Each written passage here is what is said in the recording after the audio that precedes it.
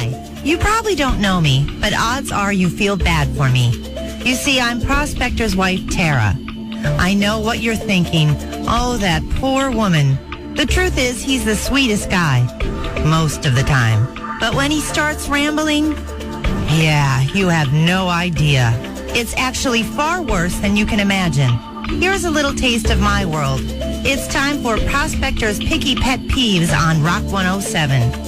This is the big boy edition. Yeah, about the train.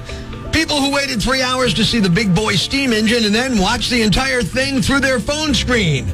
You stood outside the heat. You fought traffic. You claimed your spot along the tracks before some people even finished breakfast. Then the train comes rolling through, smoke pouring out, whistle blasting, ground shaking underneath, and you're standing there staring at a 6-inch screen trying to keep your thumb out of the shot. You didn't really see Big Boy, did you? You got 4 minutes of shaky footage you might watch again. The train crossed half the country just so you can experience it later while sitting on the can. Nobody cares. People who arrived 10 minutes before the train and acted shocked that all the decent viewing spots were taken. Yeah, they pull right up as the train's like half a block away, like they're rolling into Turkey Hill for coffee. Then they look around stunned. What do you mean there's nowhere to park?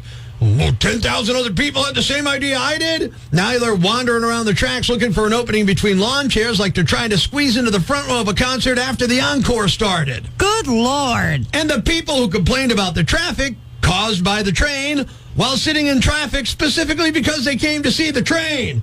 I can't believe all these people are out here. You're one of the people. You didn't get trapped in traffic heading to work. You're part of it. You packed binoculars, drove directly towards the crowd, and then became furious that a crowd had formed. Everybody thinks the traffic's caused by someone else. You're not stuck in traffic. You are the traffic. Seriously? You think that was bad? Try living with him. Love you, honey. Mean it. Life's pretty tough right now. There's plenty of bad news, but it's not all bad. It's time for the brighter side of Prospector on Rock 107. With graduation party season happening all across Northeast PA right now, here's one celebration that meant a whole lot more than caps, gowns, and cake. A Michigan family honored their late daughter at a graduation ceremony attended by the people whose lives she saved through organ donation.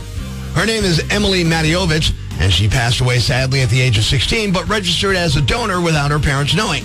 Her organs helped multiple people. Families traveled long distances to thank her loved ones, including a teen who received a heart and a child who got her kidney. Thanks. We needed that. The brighter side of Prospector on Rock 107. Was it just me, or did downtown Scranton slowly turn into a parking lot throughout the day on Monday?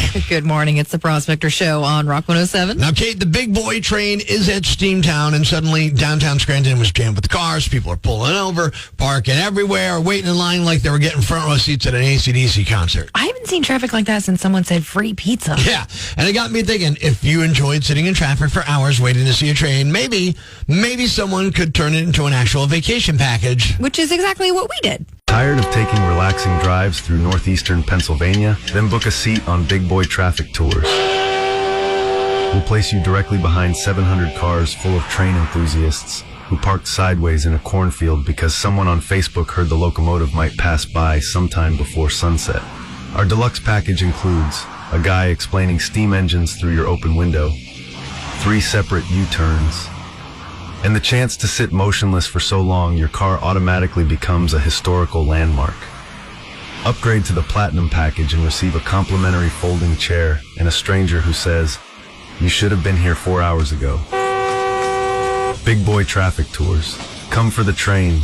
Stay because you're physically unable to leave. He's quirky and cranky, and that makes for a lot of awkward interactions. What a jerk. Help Prospector learn from his mistakes. It's time for Am I a Jerk on Rock 107. I got a bunch of emails from a guy. He forwarded emails to me, somebody who works here, and they didn't pertain to me. And I'm like, I think he forwarded these by mistake. And he said, if they don't pertain to you, just ignore them. There's a real jerk about it, real yambag. So I'm like, if that's the rule, let's see how you do.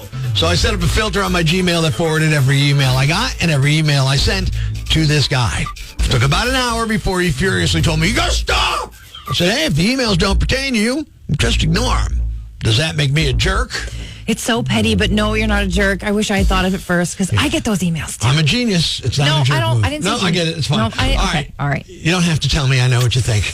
Get at us and let us know. That's what we're looking for here. Your responses to this. We'll start with some stuff from social media. What do we got? Steve from your Twitter, not a jerk. Sometimes people don't understand how dumb they sound until you use their own words on them. Yeah, just turning it back on them. Amanda texted in, total jerk. Funny, but still a jerk. That's the kind of thing that gets meetings scheduled. So far, so good on that. That's a good point, though, Amanda. Brian from our TikTok, not a jerk. If it doesn't pertain to you, ignore it, is an easy way to say until your inbox looks like a CVS receipt. There you go. Yeah, it starts filling up and you can't figure it out. Let's go to the rock lines. Am I a jerk? Rock 107. Prospector, what's going on? What do you think? I think it's a little on the harsh side. A little on the harsh side, but you're saying not a jerk. Am I right? Yeah. I like that. I know you do. I can see the look on your face. Everybody says I'm not a jerk. Got another text in here, too. Prospector, I don't think you were a jerk. I think he got what he deserved. That's what I like to hear. Jen from your Facebook, you're the jerk because you escalated it. You could have just let him be rude and moved on. Coulda, but that don't teach him no lessons, Not the does it? Prospector way. No, my job is to teach the lesson. That's the way I view it.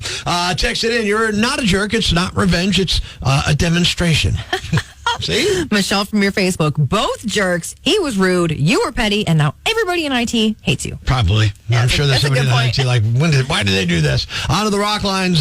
Fred and Old Forge. Am I a jerk? Rock 107. You know the old saying, do unto others as they do unto you. Yep.